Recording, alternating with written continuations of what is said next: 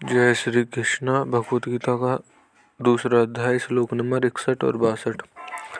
ध्यायतो विषानपस्य शंखन तदेशो च पूजायते संगाना तस्य जदेते कामो का नाम क्रोधोतो विजायते क्रोधावृत्ति समोहो सम्मोहात्रे तित्रो ब्रह्म स्मृति ब्रह्म सदा बुद्धिनाशो बुद्धिनाशा तत्प्रश्न पश्यति।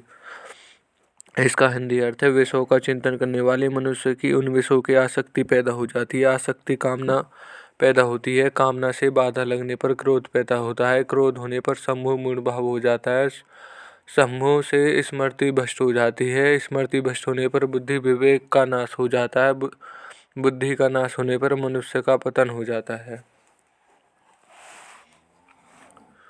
भगवान के परायण ना होने से, भगवान का चिंतन ना होने से विषयों का ही चिंतन होता है। कारण है कि जीव के एक तरफ परमात्मा है और एक तरफ संसार है। जब एक परमात्मा आश्रय छोड़ देता है तब वह संसार का आश्रय लेकर संसार का ही चिंतन करता है, क्योंकि संसार के सिवाय चिंतन का कोई दूसरा विषय रहता ही नहीं।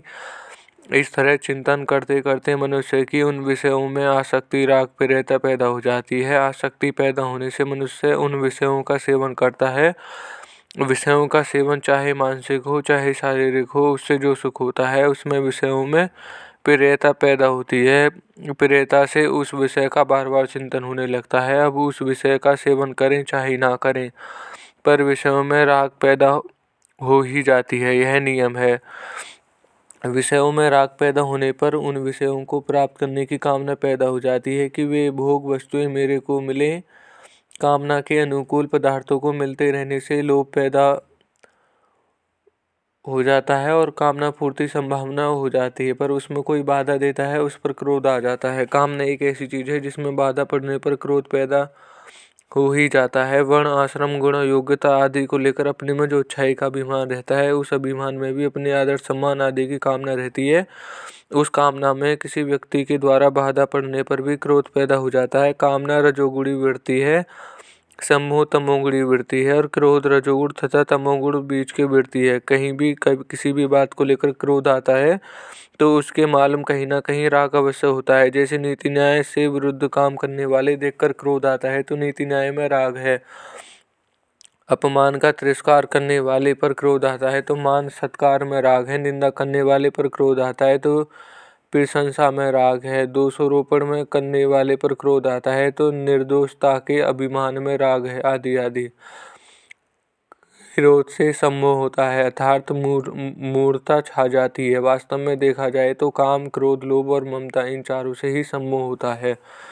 काम से तो सम्मोह होता है, उसमें विवेक शक्ति ढक जाने से मनुष्य काम के वशीभूत होकर न करने के लायक कार्य भी कर बैठता है। क्रोध से जो सम्मोह होता है उसमें मनुष्य अपने मित्रों तथा पूजन्य को भी उल्टी सीधी बातें कह बैठता है और न करने लायक बर्ताव भी कर बैठता है। लोभ से जो सम्मोह होता है उसमें मनुष्य को सत्य असत्य धर्म अधर्म आदि का विचार नहीं रहता और वह कपट करके लोगों को ठग लेता है। ममता से जो सम्मोह होता है उसमें संभाव नहीं रहता, परंतु पक्षपात पैदा हो जाता है। अगर काम क्रोध लोभ और ममता इन चारों से ही सम्मोह होता है तो फिर भगवान ने यहाँ केवल क्रोध का ही नाम लिया। इसमें गहराई से देखा जाए तो काम लोभ और ममता इनमें तो अपने सुख भोग और स्वार्थ की वृत्ति जागृत रहती है, पर क्रोध में दूसरों का अनिष्ट करने वाली जागृति रहती है। अतः क्रोध से जो समूह होता है वह काम लोभ और ममता से पैदा हुई समूह से भी भयंकर होता है। इस दृष्टि से भगवान यहाँ केवल क्रोध ही समूह होना बताया है। मूर्ता छा जाने से स्मृति नष्ट हो जाती है, अर्थात शास्त्रों से सद्विचारों से जो निश्चय किया था वह अपने को ऐसा काम करना है, ऐसा साधन करना है, अपना उद्धार करना है, उसकी स्मृति नष्ट हो जाती है, उसकी याद नहीं रहती।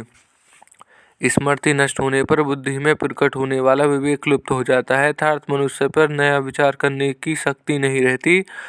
विवेक लुप्त हो जाने से मनुष्य अपनी स्थिति से गिर जाता है। तो उस पतन से बचने के लिए सभी साधकों को भगवान के परायण होने की बड़ी भारी आवश्यकता है। यहाँ विषयों का ध्यान करने मात्र से राग, राग से काम, काम से क्रोध, क्रोध से सम्मोह, सम्मोह से स्मृतिनाश, स्मृतिनाश से बुद्धिनाश और बुद्धिनाश से पतन है जो क्रम बताया है। इसका विवेचन करने में जो देरी लगती है, पर इन सभी वृत्तियों को पैदा होने और उसमें मनुष्य का पतन होने में देरी नहीं लगती।